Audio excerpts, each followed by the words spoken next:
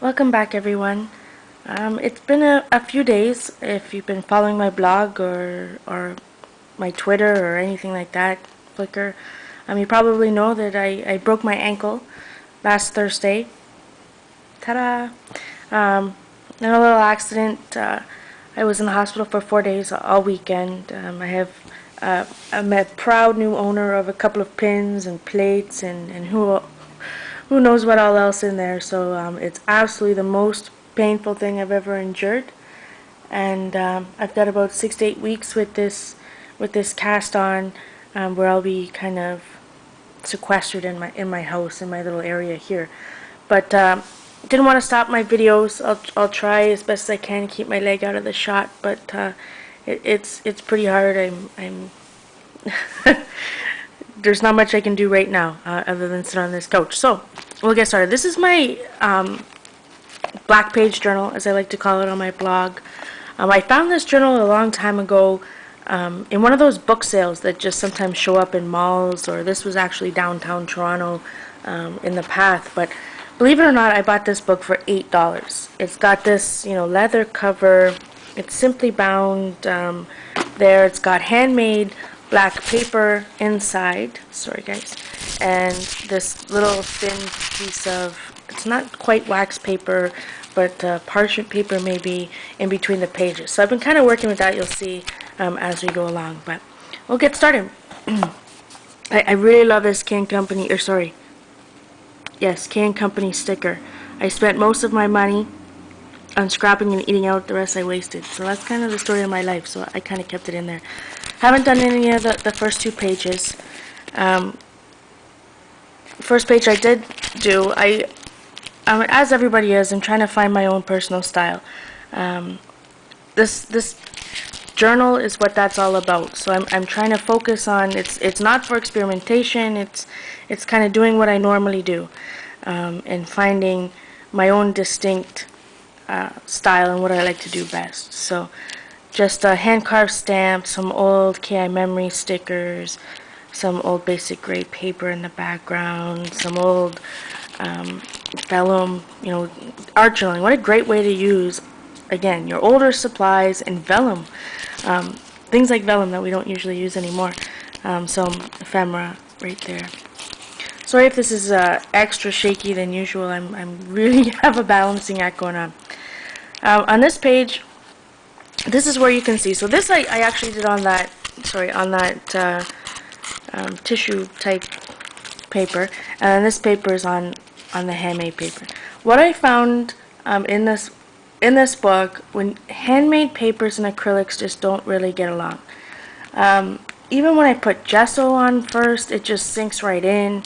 It does give it a kind of a cool texture, but it is pretty frustrating, for me anyways, when you're trying to do certain techniques. But again, it gives a lot of texture, definitely frustrating. Try it out for yourself. I don't suggest you go out and, buy a really expensive journal that has handmade paper in it and then get it home and try to use some paint on it and say this sucks. So try it on try on some scrap paper or maybe a piece of handmade paper you got lying around before you go out and invest in a big journal like this. But so this is my first page. Story behind it. I was asked again to be to submit to a magazine. It was supposed to come out in July, and now my article's been pushed to January. So that's some other bad news I got in May. As I said on my blog, May has not been my month. But anyways, time will come. But I submitted, and that's why that's what this page is all about. So you see down here, or there's another one up here. It's another hand-carved rubber stamp. Love to carve stamps. This one's my little Starbucks coffee cup. Love coffee, love Starbucks. So again, lots of acrylic paint on top of acrylic paint. Acrylic paint through a stencil here. Some old American crafts stickers. On the next page, really love this spread, how it turned out. Multiple layers. If you go onto my blog, and the link will be below this, I show a step-by-step of my layering process on how this is made.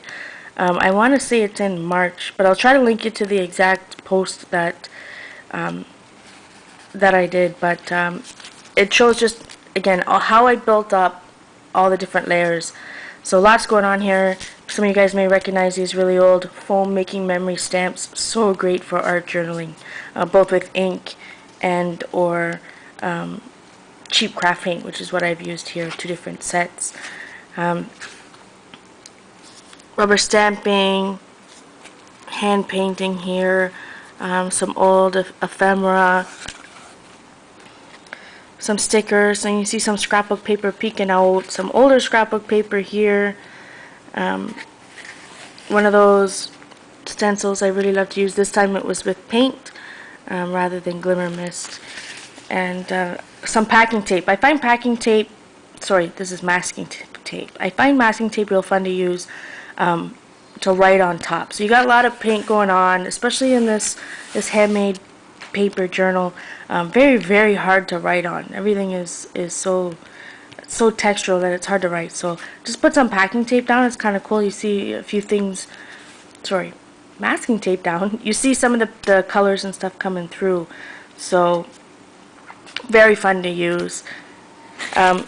Page went together really quickly. I'll get a little close-up of some of the texture, the different colors. Get that focus.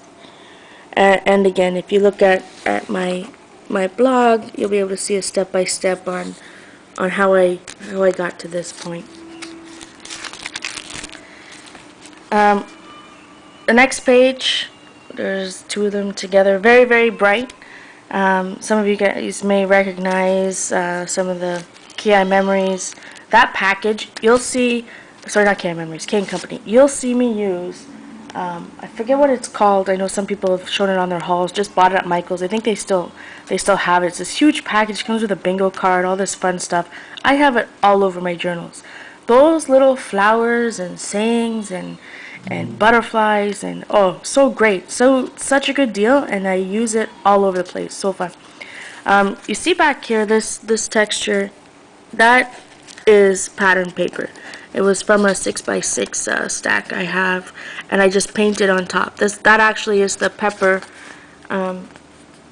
red pepper Adirondack dabber, and then you just kind of wipe it off where it is. It's pattern paper. You can do it yourself if you want to emboss on it first on your paper and then wipe the paint over, then wipe it off. But so fun to use some of your pattern papers. You'll notice that I ink everything. My style is very grungy.